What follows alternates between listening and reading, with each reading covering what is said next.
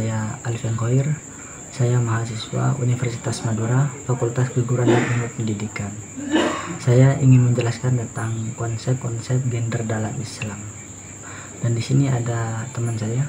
Perkenalkan, nama saya Derosa Lamuna Isaura. Nama saya Muhammad Yaya. Untuk materi yang pertama dijelaskan oleh saudari Ocha, dipersilahkan. Assalamualaikum warahmatullahi wabarakatuh. Perkenalkan, nama saya Derosa Lamuna Isaura. Di sini saya ingin menjelaskan tentang konsep gender dalam Islam. Islam selalu menempatkan semua hal pada posisi yang seimbang. Islam juga menempatkan kedudukan laki-laki dan perempuan secara seimbang dan sama.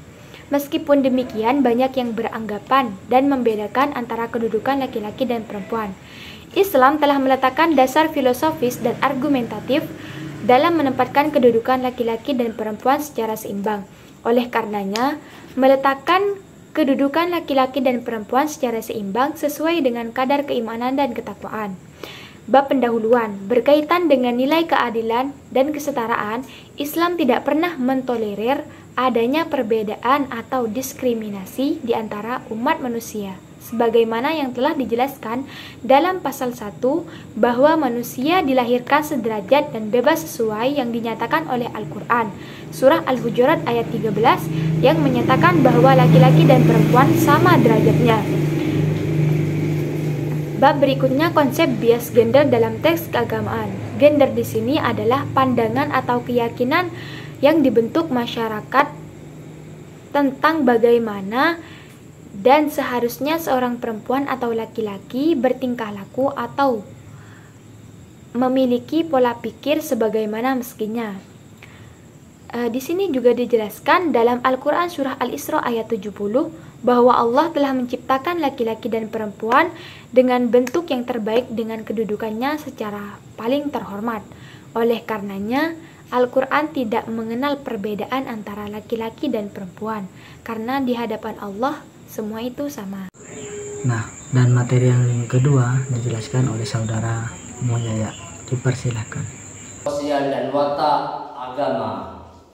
Penduduk perempuan pada tempat semestinya seperti sama halnya dengan membongkar habis sejarah manusia yang telah berlangsung berabad-abad, yang digugut tak hanya sistem sosial yang terdiri dari kaum pria, tapi kaum perempuan itu sendiri. Selain itu, realitas sosial yang ada seringkali menjadi dalil-dalil agama seperti dasar untuk menolak keadilan gender. Kitab-kitab tafsir dijadikan melegalkan pola hidup patriarki yang memberikan hak-hak istimewa kepada pria dan cenderung memojokkan perempuan. Pria dianggap sebagai jenis kelamin utama dan perempuan sebagai jenis kelamin kedua. Pemahaman agama seperti ini mengendap di alam bawah sadar perempuan dan berlangsung sedemikian lama sehingga melahirkan kesan seolah perempuan memang tidak pantas sejajar dengan pria dan membentuk etos kerja sama timpang antara dua jenis hamba Tuhan tersebut. Di dalam Islam ada beberapa isu kontroversial berkaitan dengan relasi gender, antara lain soal asal usul pencipta perempuan, konsep kewarisan, persaksian, poligami, hak-hak reproduksi, hak talak, serta peran publik perempuan. Memang membaca sepintas teks ayat-ayat yang menghubungkan dengan masalah tersebut mengesankan adanya pertimbang keadilan terhadap perempuan. Di sini ayat Al-Quran yang menjelaskan tentang persamaan kedudukan dalam hukum dan bebas dari praduga diterangkan dalam surat An-Nisa ayat 58. Bismillahirrahmanirrahim. Innallaha ya'murukum an tu'addul amanati ila ahliha wa idha hakamtum bainan nasi an tahkumu bil 'adl. Innallaha ni'ma ya'idukum bih. Innallaha kana sami'an basira. Yang artinya, sungguh Allah menyuruhmu menyampaikan amanah kepada yang berhak menerimanya. Dan apabila kamu menetapkan hukum di antara manusia, hendaknya kamu menempatkannya dengan adil.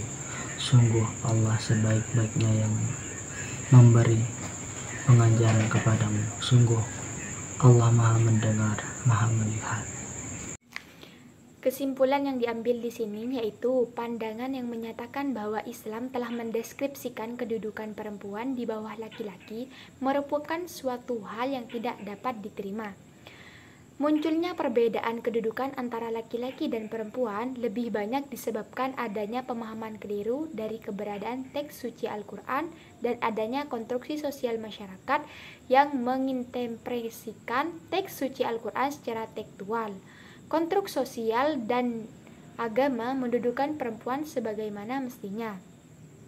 Hal yang mendasar menjadi pembeda antara kaum laki-laki dan perempuan menurut Islam adalah terletak pada kualitas iman dan takwanya. Untuk materi kali ini kami tutup. Wassalamualaikum warahmatullahi wabarakatuh.